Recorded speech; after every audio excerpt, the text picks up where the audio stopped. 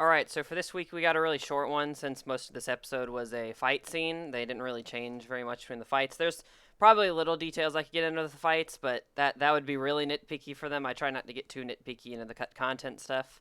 So for this week we just have two, and then we're going to get into the big reveal that they had with the locket. If you wonder why that's important, I'll tell you why.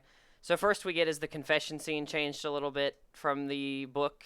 It just changed from being on the roof to the side of the school. Not really big, but I think scenery changes like that are at least worth mentioning.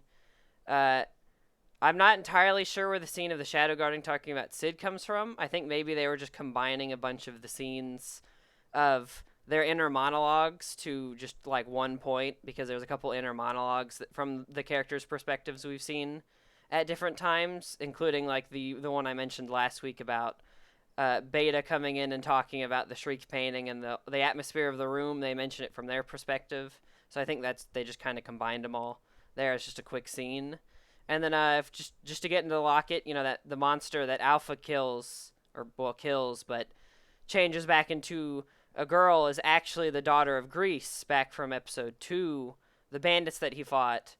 And the Grease says that he thinks his daughter's dead and that she's in the locket, and he wished he did all he could to join the cult to save her, but it turned out that she died anyway.